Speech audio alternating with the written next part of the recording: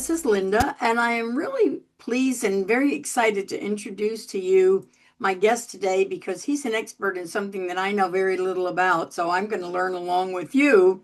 But James Phelps is a consultant for not quite as many years as I have, or maybe he is. Who knows? He's not quite as old as I am. I know that. But I've known James for I don't know how long, met him through the Association of Fundraising Professionals, and he specializes in plan giving for small shops. And a lot of people, and if you're in a small shop, you probably think, oh, we're not ready for plan giving. We couldn't possibly do that. So I'm going to tell you that you can do it, especially if you engage Jim to help you with it because he's an expert in it. So, Jim, I'm going to turn it over to you and tell you, first of all, maybe just explain to people, not everybody even knows what a planned gift means. So, do you want to explain what a planned gift is? So I'm going to use someone else's words. Kathleen Kelly, in her book Effective Fundraising Management, defined a planned gift as a managed effort by a charitable organization to generate gifts of assets from individuals through the use of estate and financial planning vehicles. So the whole point is that this is a little different than just asking somebody to write a check for you. This is looking at typically larger gifts of assets and utilizing the current tax code and financial planning mechanisms to achieve something great for both the donor and for the organization.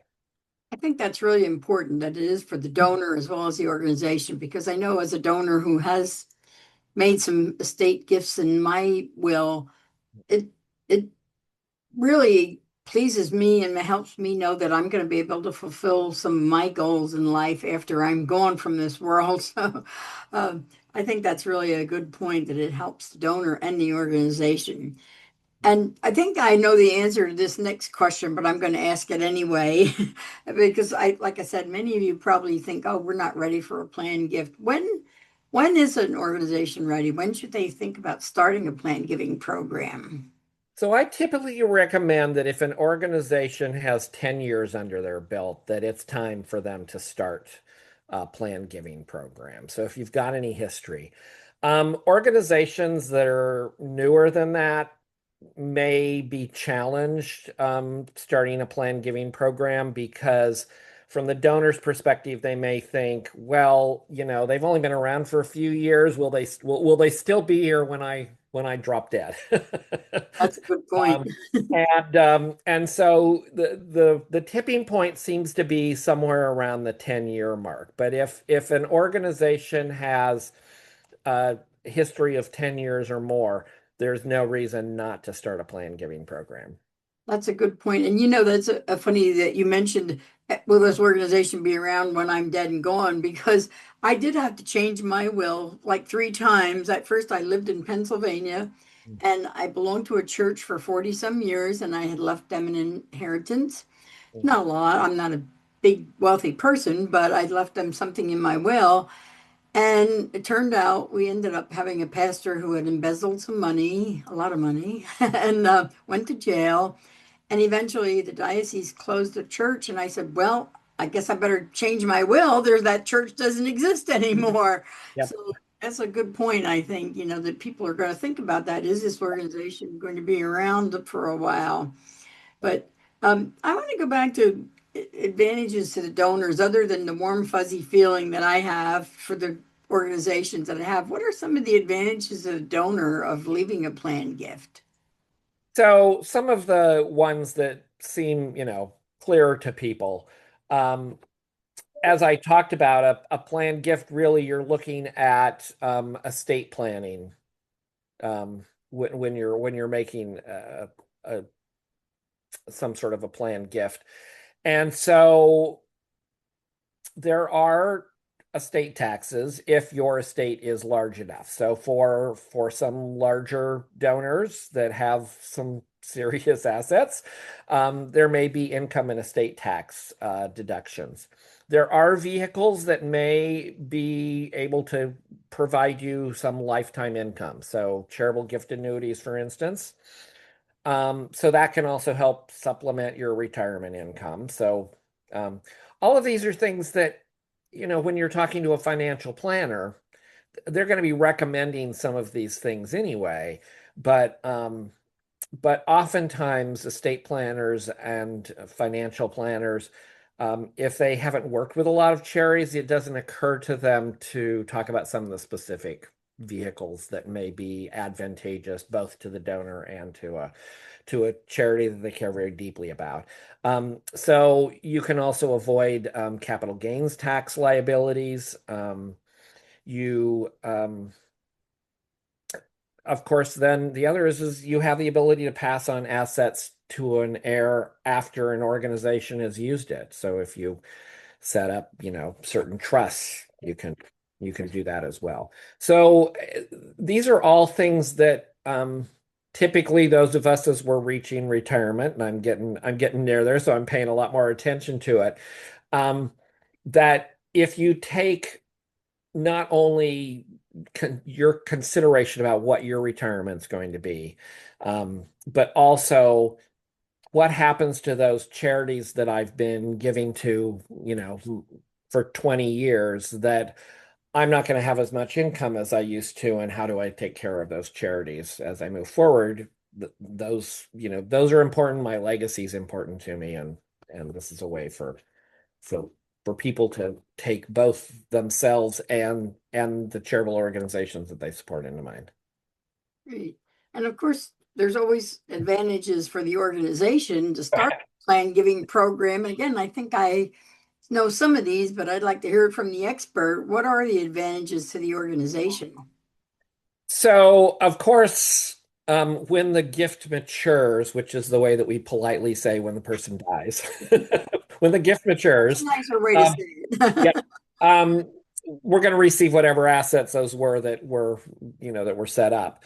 But some of the things that organizations should be thinking about as they set up a planned giving program is that it has some other advantages as well. One of those is that it helps to establish a long-term relationship with the donor.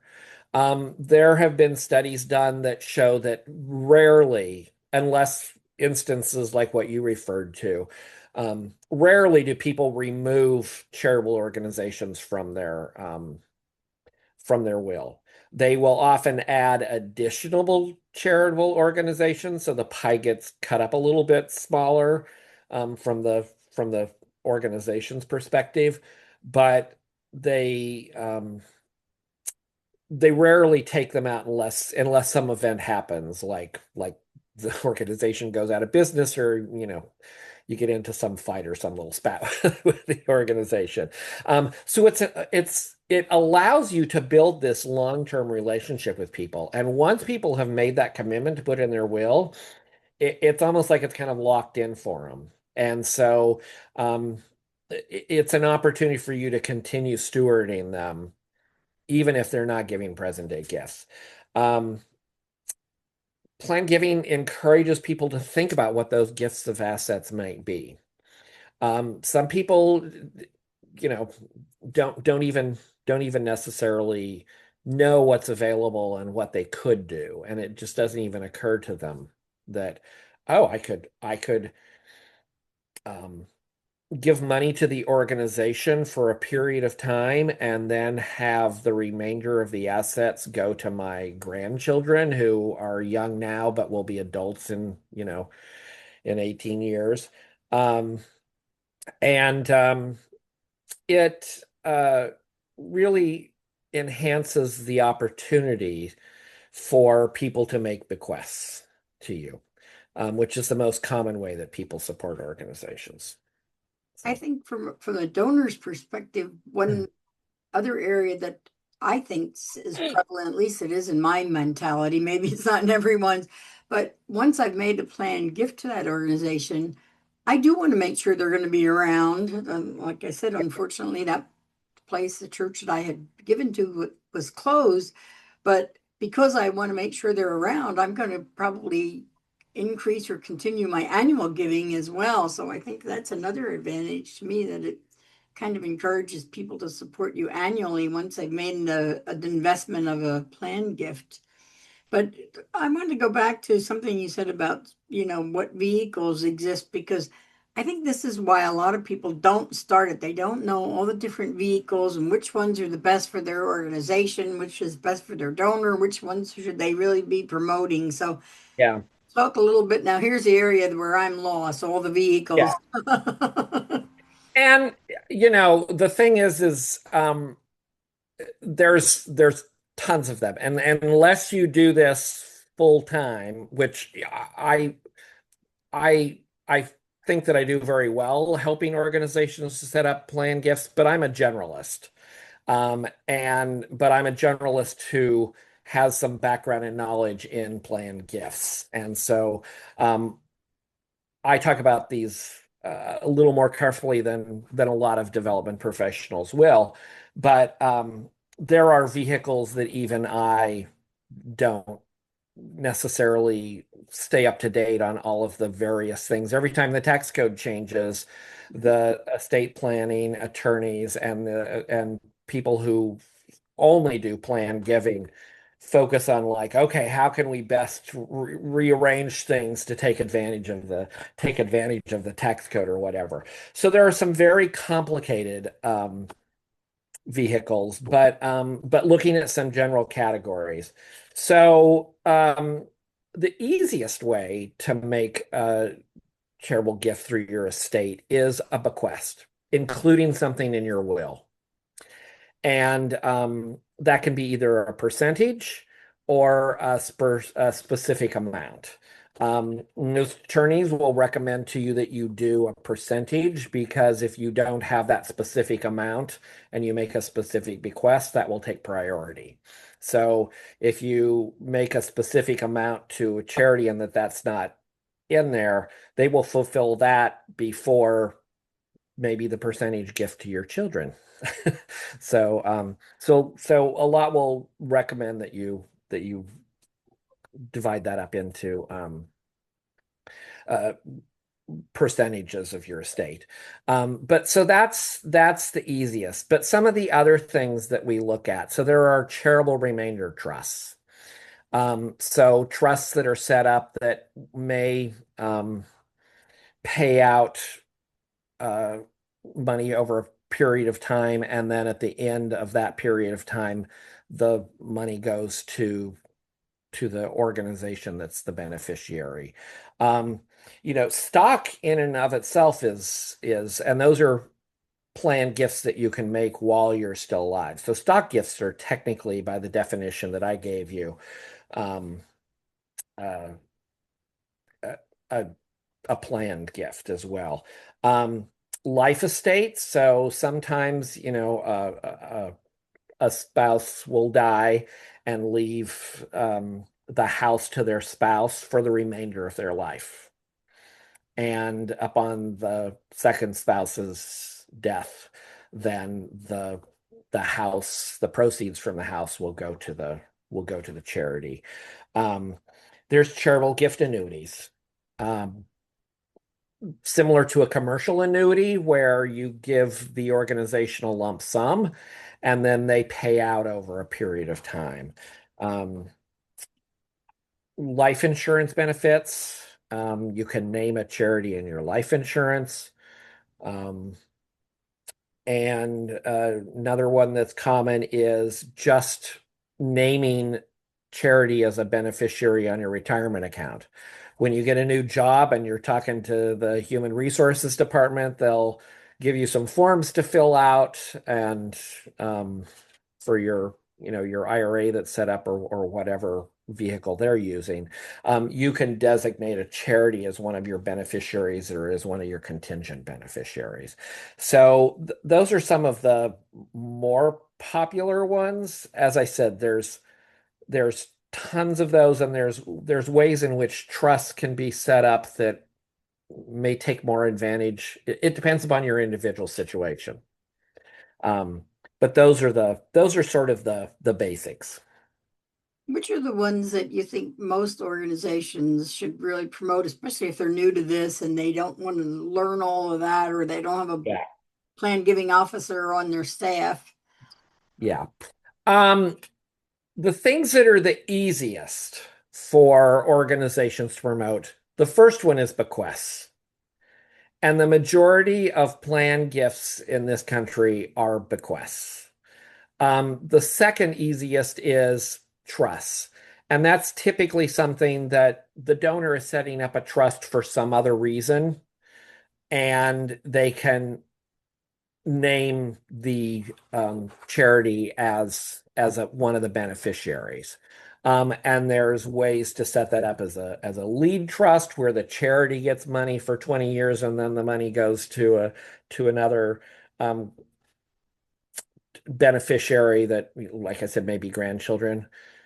I I mixed those up earlier. A charitable remainder trust, which I referred to early, would actually be where the charity gets the remainder. So you might pay out to your children for a period of 20 years, and then the charity gets the advantage of that. Um, Naming somebody on their retirement accounts, encouraging people to do that. So those are the three that are probably the easiest. The ones that I really promote are typically are bequests. Please name us in your will, put us in your estate plan, and the retirement beneficiary. Those are the two that are the easiest promote. If you're talking to a donor and you find out that for some other reason they're setting up a trust, then encouraging them to include you in a trust. Those are some of the ones. There's ones that are a little there are things that if you want to devote the time that you can also promote. So those charitable remainder trusts, the charitable lead trust, proceeds from life insurance, and stock in publicly traded companies. Those require a little bit of work. Even for the stock, you have to set up a brokerage account. So if your organization hasn't done that yet, you're not going to be able to take those until you do a little more work. Um, and and then there's ones that I would not typically recommend that organizations that are small and don't have a lot of assets or resources to devote to this to do. So charitable gift annuities, there are a multitude of regulations. And they're different from state to state. But of course, if you're an organization, you need to be able to manage those no matter where the donors live in all 50 states.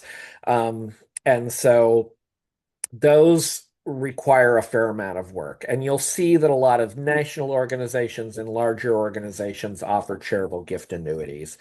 Um, uh, I don't hear of these very much, but I ran across some in my early career, pooled income funds. Um, uh, Doing life insurance policies, setting up life estates. Those are a little more complicated, handling real estate and all of the things that would happen there. What I often recommend to organizations is if a donor approaches you and they're talking to multiple charities sometimes. And they're also reading articles about these things and seeing advertising from other charities. And they may go, "Oh, I'd love to do a charitable gift annuity with your organization." And you tell them, "I'm sorry, we're not really set up for that." What I often recommend is one, they may be giving to a number of organizations, and some charitable organizations, if they are receiving 50% of the charitable gift, they're willing to manage for other charities. So That's that's a possibility of partnering with another nonprofit organization. The other thing I like to remind people of is um, look at your community foundations, mhm. because oftentimes your community foundations will have some of these vehicles that they manage, um, and that you can still be named a beneficiary of. So some of these tools you're going to want to partner with somebody else on. But from the basics are you should be encouraging people to make bequests, and you should be encouraging people to name you as a beneficiary on their retirement account. And that alone can produce a fair amount of income. Now, all of this sounds, I'm sure, intimidating to some people. intimidating to me. And I actually studied estate planning before I went in the banking industry, before I went into development, but it's still a lot to think about. So, what kind of expertise do you need to have on your staff, or can you engage people on a volunteer basis, like an estate planning committee or a plan giving committee or something?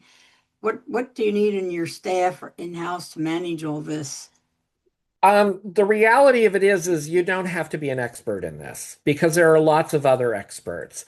And even though I have a pretty good understanding of plan gifts, when someone, when I'm having a conversation with someone about making a plan gift and they express that they want to move forward, that's the point where I encourage them to reach out to their legal and their financial advisors. And those are the people who are going to be providing the more expertise and really helping to drill down on the details. So every good development professional needs to know how to ask for a gift. And asking for a planned gift isn't any different than asking for a cash gift to a certain extent.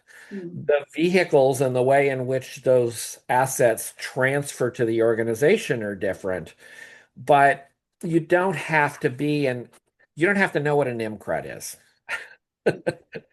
And I don't even necessarily try to explain that to people. There are experts, and it would be um, inappropriate for you to be giving legal or tax advice. Right.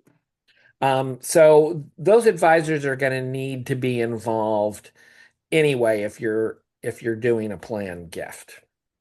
Um, so you just need to know how to ask, and then you need to understand when it's time to bring in the experts. Well, that's a good answer. I think that maybe would make people feel a little bit more at ease that this isn't as scary as it sounds like. Because I know when you listen to all those vehicles, I'm sure half the people are thinking, "Oh my gosh, we could never do this." But let's say you have an organization that's around for a couple of years and they look like things are going well and they wanted to start getting involved in plan giving. What steps do they need to take to really get things off the ground? Yeah. So the first thing is you need to have the buy-in by your board of directors. They need to understand that part of your resources are going to be devoted to this over a period of time. So there needs to be a discussion with the board of directors about their commitment to setting up a plan giving program. And there's a few things that they're going to want to do. One, you're going to want to make sure that you have a good gift acceptance policy in place.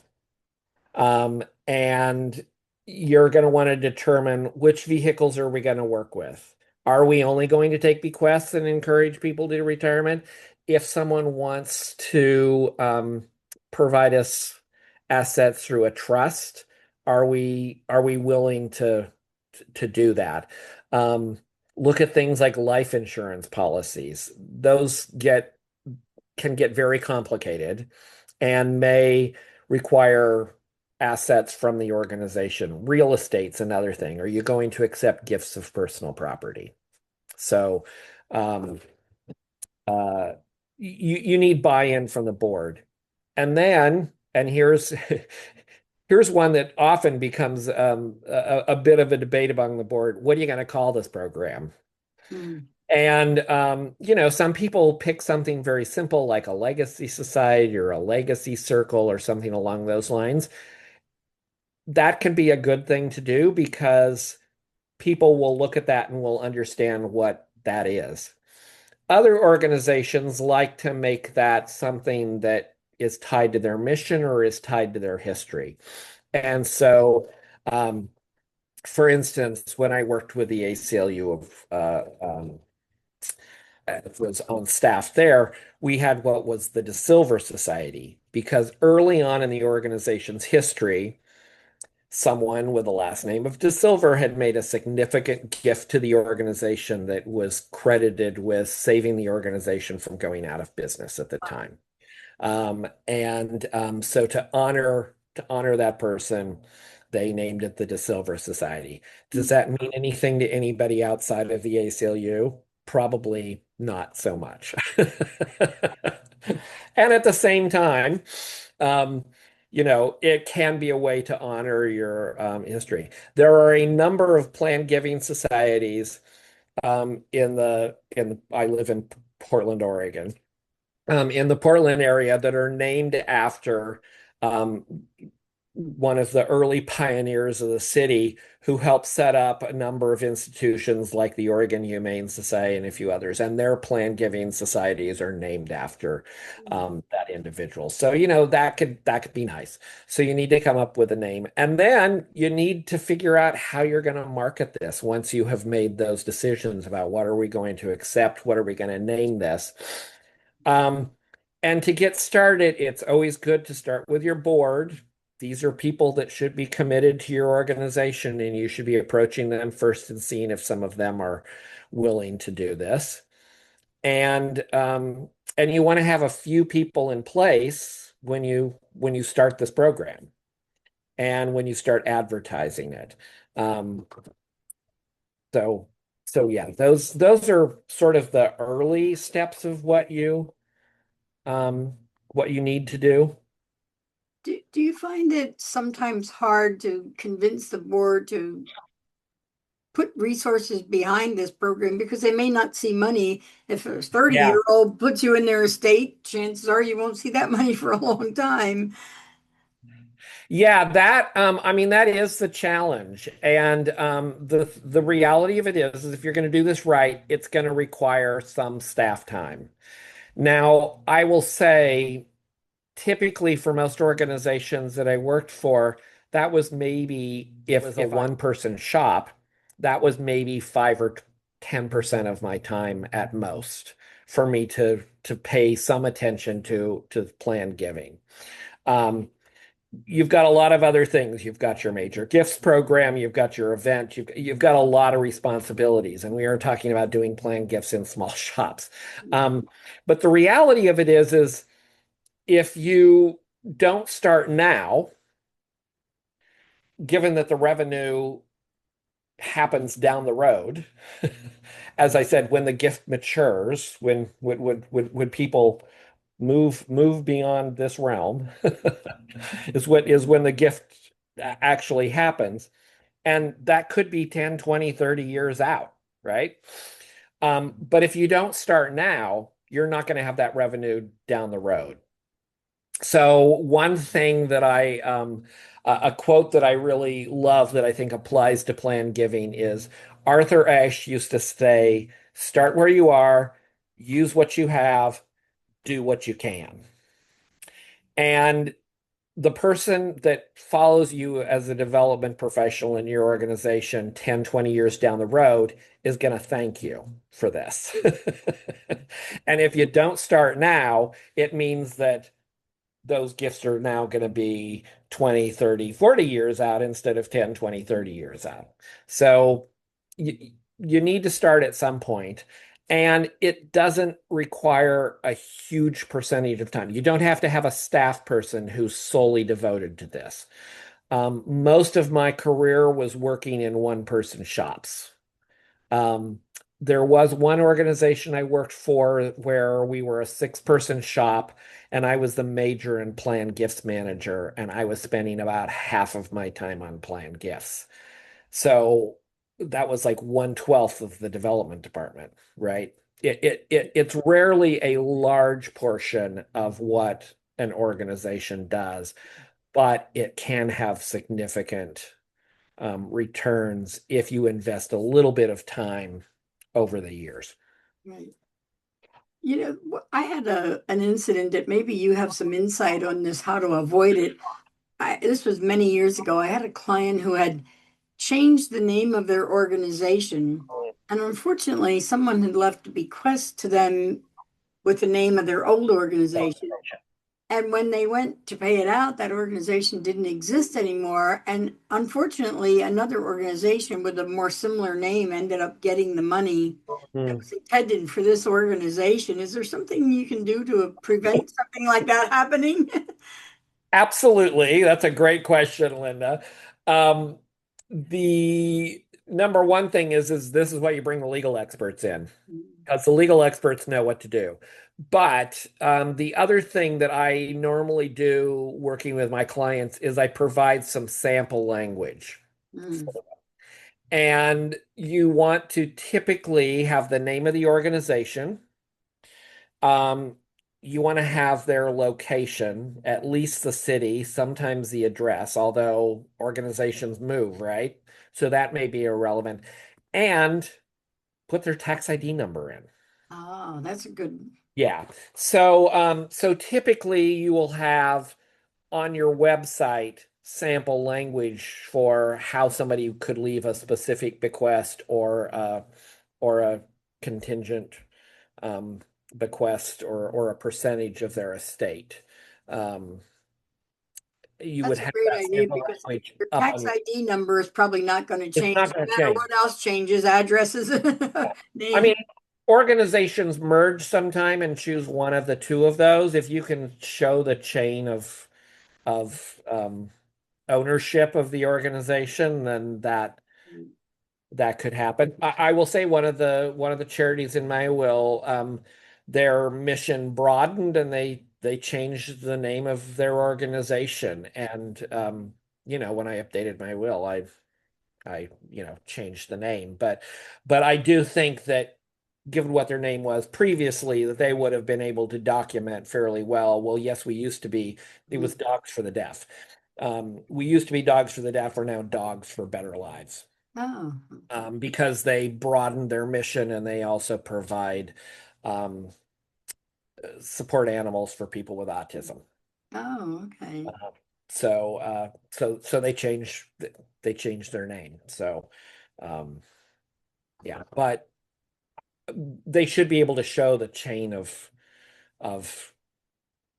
ownership, for lack of a better term, to be able to do that. But it would be unfortunate that would go to another organization with a similar name. Yeah, it was, I know it really crushed them when that happened and they tried to fight it, but it just, I guess they didn't have enough documentation to do it and plan giving was, I think, a fairly new. This was going back a number of Yeah, years. You mentioned marketing the plan yeah. giving program. What would you say would be the best tips for marketing your plan giving program once you decide to start? This is why it's important to focus on this, but it doesn't necessarily have to take a huge amount of time. You just want to make sure that in all communications that you're sending out to people, that you let them know that you have a plan giving program and that you would like them to consider making a gift in their estate plan. And so for a lot of people, they will add a line under their email signature. Have you considered including XYZ organization in your estate plan? Um, you want to have information on your website. It's nice if under your donation section, um, you have information not only about planned gifts, but how to make a stock gift. Um, all of that. You should have a section on your website that should explain that can have your sample language. Um, you can put it as a PS on your thank you notes. Hmm. You know, thank you very much for your commitment. Have you considered making a gift to the estate plan? Um, you can do um, articles in your newsletter. Um, you can do articles about recent changes in the tax code or about a particular vehicle, or you can feature people who already have made a planned gift to you and are members of whatever your legacy society is. And a conversation with them about why they decided that this was important enough that they wanted to include it in their estate plan. Um, you can also, I have done back at that time when half of my job was devoted to plan giving, I did direct mail campaigns. And you can send out uh, information to your donors about your planned giving programs. Now that was a larger national organization that we had charitable gift annuities and we had some of those more complicated vehicles. And so I would actually segment the direct mail, and you can do this with email as well, um, based upon what vehicle I thought might be best for this particular population. So charitable gift annuities, typically you won't do a charitable gift annuity for somebody who is under 60. So we had ages in our database. We knew how old people were. And so the people who were 60 and above got a letter about, have you considered a charitable gift annuity, and explaining that in a little more detail. And the people under got something about, would you consider making a bequest in your state? So you can do that way. And then one thing that I think people don't often think about, um, a lot of organizations have their annual gala. And you have those name tags that you're wearing when you go to the event. And a number of organizations are sophisticated enough that they will have the little badge underneath the name tag that identifies a board member or identifies that this person is a member of their giving society, their, $1,000 plus giving society or whatever it is. And they might have a little ribbon on the badge that says that. Make one for your planned giving society. Oh, that's a great idea. People will see that. So once again, going back to my example, when I worked for the ACLU, the national office would provide us with those little ribbons that said DeSilver Society on them. So Mm. we would put those on the name tags of the people that were members of our DeSilver Society that were willing to be publicly acknowledged. And someone would see that at the event and go, what's that all about? And because it was kind of an odd name, they would have to explain what it was. And so our guests were promoting the program for us. That's great. That's a great idea, I Yeah, think. yeah. James and I are both involved with the Association of Fundraising Professional. I'm not as much as I used to be, but if I recall correctly, when you went to the AFP Icon International Conference, they used to have ribbons that you put on Yep, your name tag, yep. Alpha Society, which were the people who were making monthly Monthly gifts, and gift. then the Omega Society, which are the people who made planned gifts. Yes. And I always loved that name because I thought that really was Alpha and Omega. The beginning and the end. You start with a monthly gift, whether it's $25 or whatever, and Yeah. you end up leaving an estate. Well, I still sit on the AFP Foundation fundraising board, so thank you for that. Thank you for that plug for the Foundation for Philanthropy at the Association of Fundraising Professionals. Yes, we have that, and so those they also in the programs typically will list. They'll put the little omega symbol after someone's name if they're a member of the Omega Society. So as you're reading the list of donors to the foundation, it will also, if they are also Omega Society members, then there'll be that little Omega icon next to their name as well. So once again, any way that you can think of to remind your supporters that you have a planned giving program, it doesn't it didn't take significant time to order the badges and to go through the list and determine of the people who were attending our event this year who are members of our planned giving society, and making sure that that was on their name tag when they picked it up. I think that Right. I mean, that was an hour of your time, but if that turns into 5 conversations during the event and one of those turns into a gift, fantastic, right? absolutely for sure. Yeah. Well, I think this has been such a valuable conversation. It's opened my eyes a little bit more, and if you're newer to this game and you're just intimidated by the very thought of plan giving, hopefully you got some great information today to get started. But if you still feel like you need help, I recommend that you contact James and we'll give you his contact information because he does help, especially small organizations, get started in plan giving, which is something that I'm convinced that if we don't start now, you know, it's like you said, you don't start Yeah, sometime, you're never going to see the results. yeah. Yeah, So, people often put it off because it doesn't give you an immediate return. Oh, we have a goal this year. We have to raise this much money. And you can't count on it. But I will tell you, I have worked for organizations that as they grow, you can start to count on that. mm, I got to the point, and I worked for an affiliate of the ACLU. I was the development director for the ACLU of Oregon. Um, and we got to a point where we could depend on, we had enough donors in the Plan Giving Society. And of course, the organization at that point had been around for, nearly 60 years, the local affiliate, that we had a number of supporters and a number of people in our Plan Giving Society. We could pretty much count that we were going to receive several gifts during the year, and we could actually budget for that. We budgeted on a 5-year rolling average, mm, um, because it got to the point that we had enough people who were in our Plan Giving Society that we knew something was going to come in this year from that. mm, And we were actually able to budget for it. I mean, for most organizations that haven't been established that long, you're not able to do that. Um, but if you don't start now, you're not going to get to that point. right, you're never going to get it.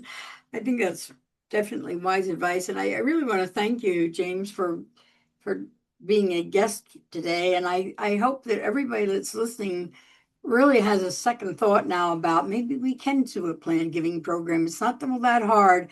And if you still think you need help, like I said, call James, and I know he'll be able to help you get this thing rolling. So, James, is there any final thoughts, anything that we missed that you want to share?